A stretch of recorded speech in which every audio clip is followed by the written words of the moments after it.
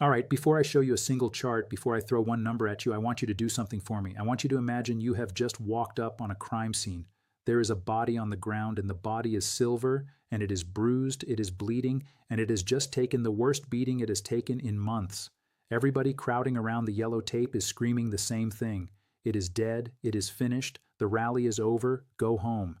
And here is the thing that should make you lean in a little closer, because this is the whole video right here. I do not actually think that body is dead. I think somebody jumped silver in a dark alley this week. I think they hit it hard and fast, and I think almost everybody has completely misread who threw the punches and why. So today, you and me, we are going to play detective. We are going to walk the scene, we are going to line up the suspects one by one, and by the end I am going to point at the one nobody is talking about and tell you the controversial thing I genuinely believe, which is that this was never a murder at all. So grab the coffee, pull up a chair, whether this is your 100th time sitting with me or your very first, and let us go work the case. But before I lift the first piece of tape, I have got to say the thing I now have to say at the start of every single one of these because it just keeps getting worse instead of better. There are channels out there right now copying this whole thing wholesale. The voice, the rhythm, the exact way I stack these breakdowns up piece by piece, even the name, smeared on sideways so it looks almost identical in a tiny thumbnail while you are scrolling at half a second a clip. So let me be crystal clear, this one, OG John AG, the handle OG John AGYT, is the original, the real one. The place these silver breakdowns were actually born. Everybody else wearing this jacket peeled it straight off the hook. So do me one small favor right now. Make sure you are standing in the real room, tap subscribe so the clones can never bounce you off somewhere else, and drop the words OG John AG down in the comments so I know you found your way home and not to some cheap copy. Right, let us walk the scene.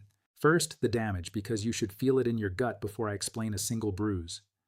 As I sit down to record this, with Tuesday the 23rd of June 2026 just behind us and Wednesday opening up, silver is sitting at around $62 an ounce. On the morning of the 23rd, it printed near $62 flat, a drop of more than $4 in a single 24-hour stretch, which is a savage move for one day. Now rewind just 2 weeks. This exact same metal was kissing $71. So it has been knocked down roughly $9, around 13%, in a couple of brutal weeks, and it just put in its weakest stretch since the spring. And if you want the number that really stings, silver touched an all-time high of $121.62 back on the 29th of January this year. From that peak to where it sits tonight, this metal is down close to 49%. Just sit with that. Nearly half. Gold, the calmer older sibling, did not get out clean either, sliding to around $4,130 an ounce, giving back everything it had clawed back the day before. Oil, which I promise you is one of the hidden levers under this whole thing, slumped to around $73 to $74 a barrel for the American benchmark and just under $78 for the global one. And the United States dollar, the one number that quietly bosses every other number around, has rocketed up past 100 on its index and is hovering near a 13-month high. Hold all of that loosely in your head, because every single one of those bruises was left by a suspect, and now we go meet them. Suspect number one, and this is the big fella, the one whose fist did most of the visible damage, the Federal Reserve. On the 17th of June, the brand new chairman, Kevin Warsh, walked into his meeting and did the thing the whole silver world had been quietly dreading. Now the Fed left interest rates exactly where they were in that 3.50 to 3.75% band, the fourth hold in a row, no shock there. But it was never about the hold.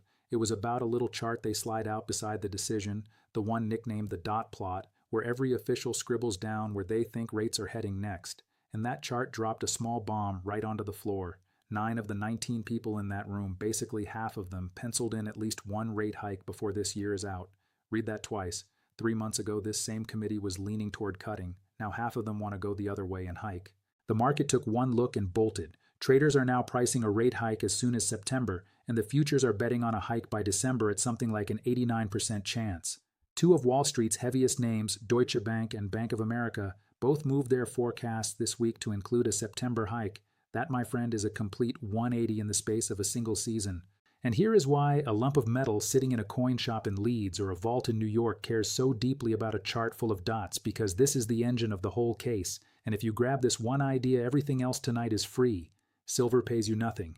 No interest, no dividend, no little rent check landing every month.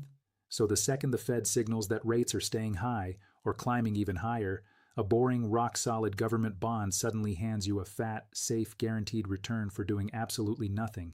And next to that, a silver coin paying you a flat zero starts to look like a mug's game. Big money does the cold arithmetic and walks out of metal and into yield. And Warsh delivered it with ice in his voice, no soft language, no comfort blanket, just here is the data, read it yourself, and no talk of easing until inflation is properly beaten. So yes, suspect one left a real mark. But hold on, because he had an accomplice, and the accomplice is the one almost every channel out there is completely ignoring. Suspect number 2, the dollar. When the Fed turns this hawkish money from every corner of the planet comes flooding into the dollar to grab those juicier American yields, and the dollar climbed to a 13-month high this week. Now here is the mechanism, simple as I can make it. Silver, just like gold, is priced in dollars everywhere on Earth. So when the dollar gets stronger, every single ounce of silver automatically gets more expensive for anyone holding euros or pounds or yen. Global demand quietly cools and the price sags under its own weight with nobody even throwing a punch. A roaring dollar is one of the heaviest weights you can hang around silver's neck, and this week it did a huge amount of the damage almost silently in the background while everyone was staring at the Fed. Honestly, if I am being a proper detective about it, the dollar might be the real muscle here and the Fed just the loud voice that gave the order.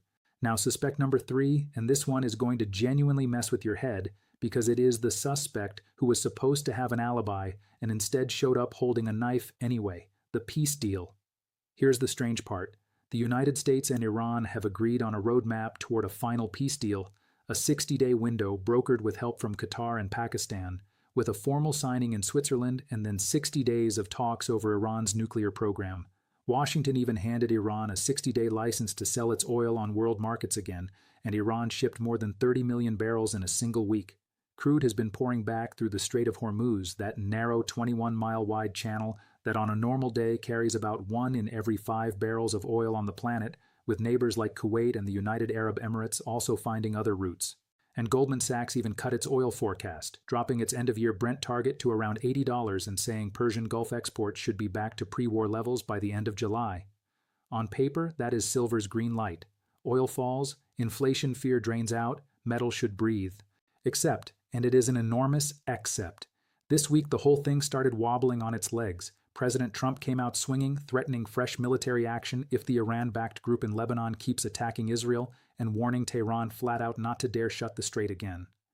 And Iranian state media fired straight back, reporting that Tehran had suspended the negotiations in response, even as sources whispered the talks were somehow still alive in the background.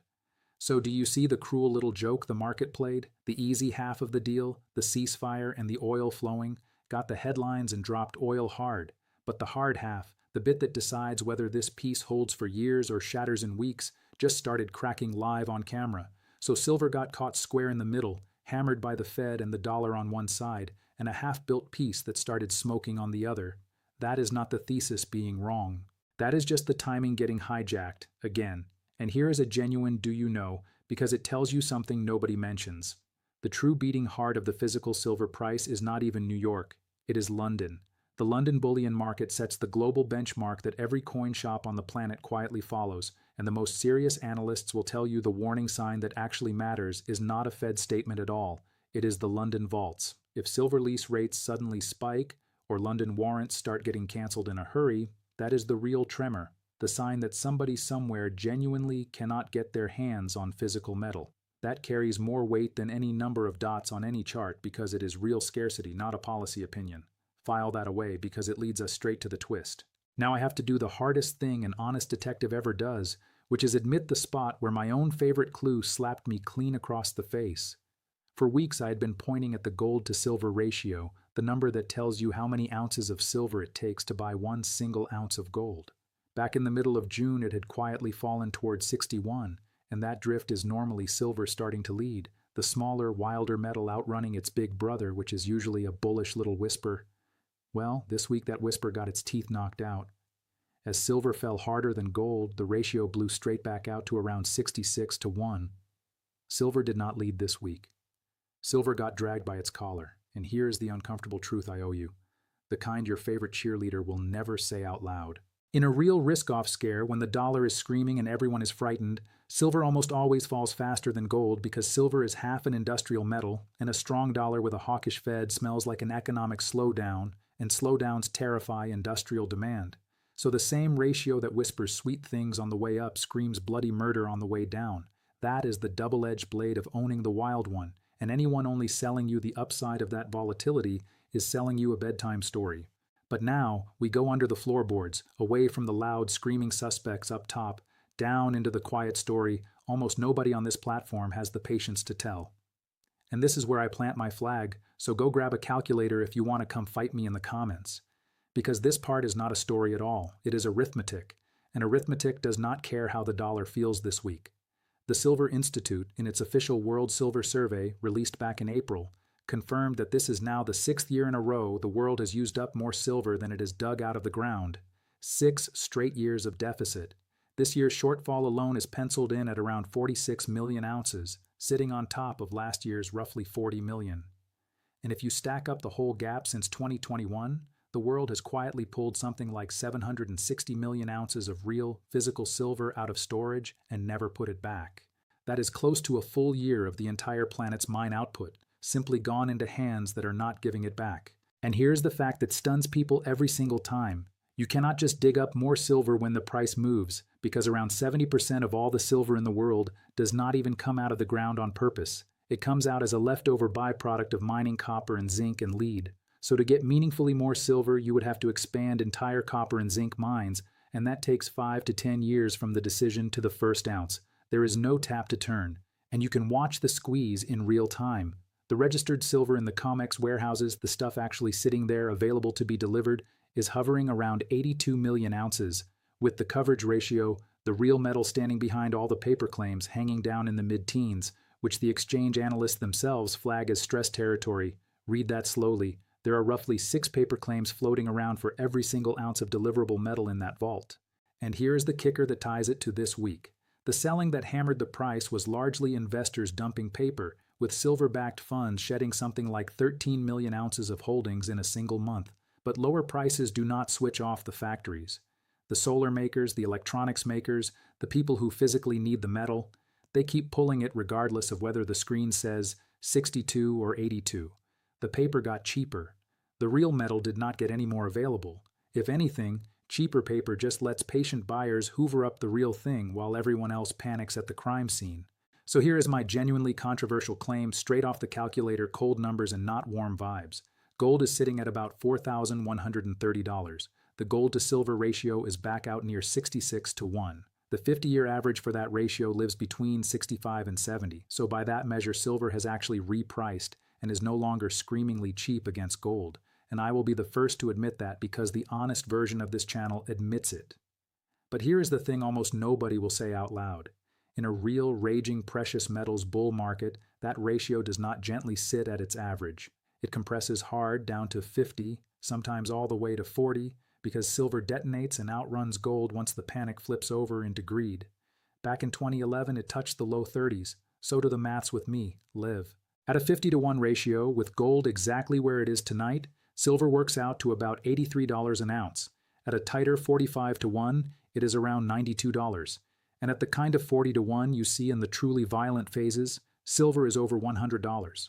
So at $62 today, by the bull market arithmetic alone, silver is being priced as if this entire cycle has already been declared dead, buried, and forgotten. It is trading somewhere between $20 and $40 below what its own historical relationship with gold says it should in a live bull. The body is on sale, and it is the arithmetic shouting that, not me. Disagree?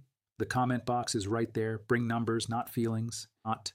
But I promised you the real version, which means telling you the parts that sting, the parts your favorite hype channel will never breathe a word of. So here is the honest bear case, and you need every single line of it because a good detective never hides the evidence that hurts his own theory. First, the painful one. If you bought silver right at that all-time high of $121.62 back in January, you are still down close to 49% even after everything.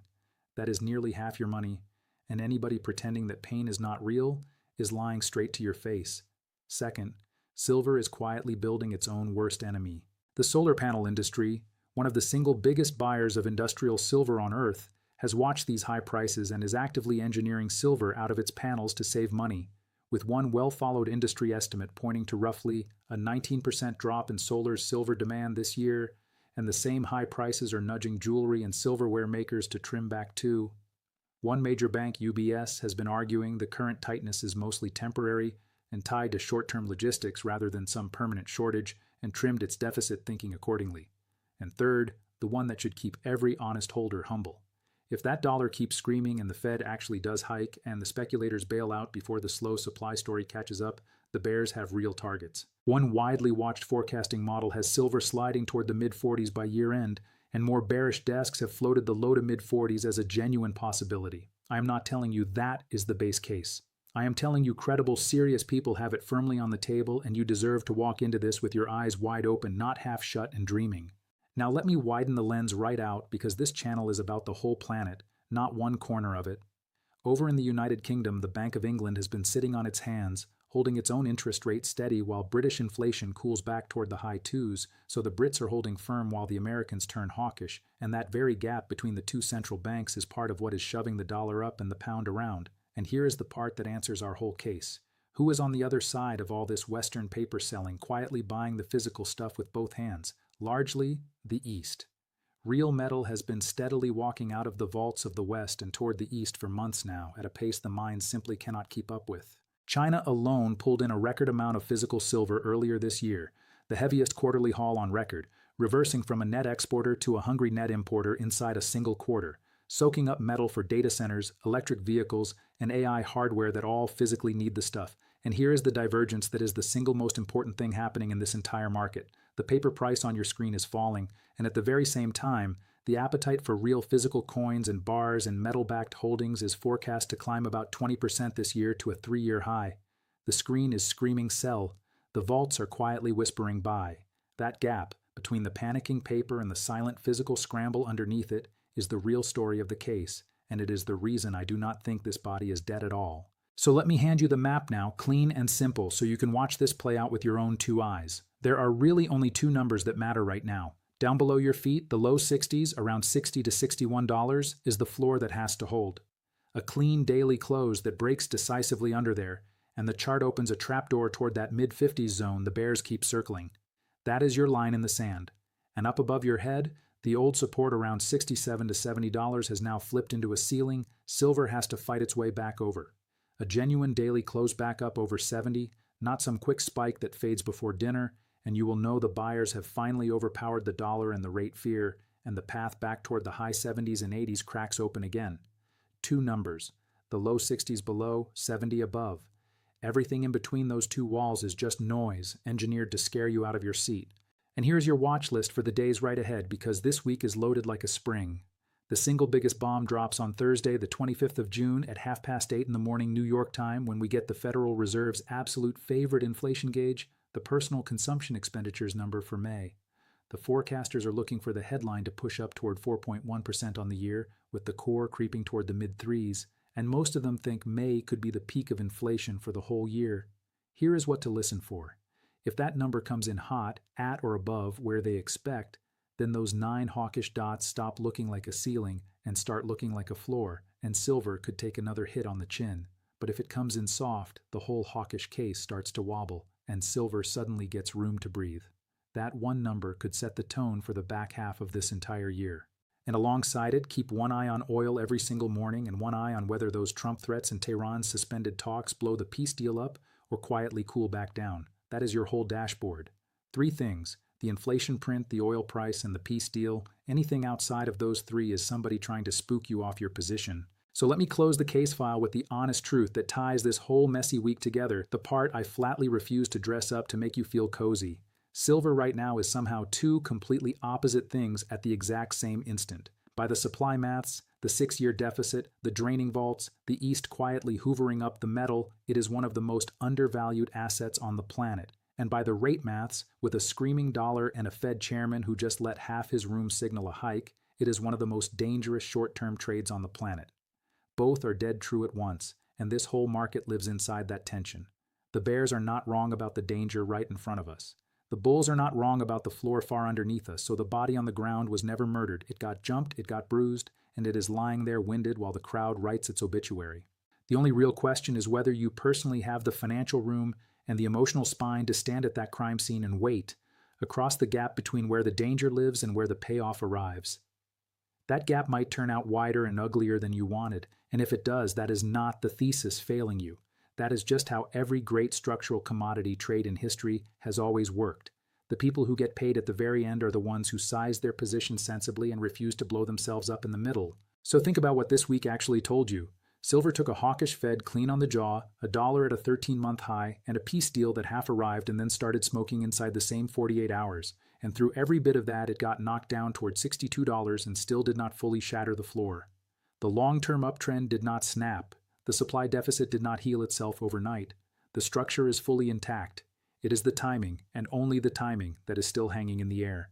And with a make-or-break inflation number landing Thursday morning and a peace deal dangling by a single thread, you are watching one of the most pivotal weeks for silver since the January top unfold live right now in front of your eyes. So if this gave you the real picture and not the comfortable cheerleader fairy tale, hit subscribe on the real OG John AG, smash that like button so the algorithm shoves this in front of somebody who is about to make a panicked decision with their savings this weekend, and drop the words OG John AG down in the comments so I know you are part of the original crew and not lost on some copycat clone.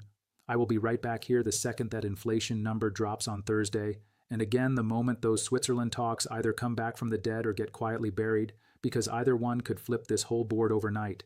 Until then, keep your head, watch your two numbers, and remember the maths. Invest with logic, never with noise. OG out.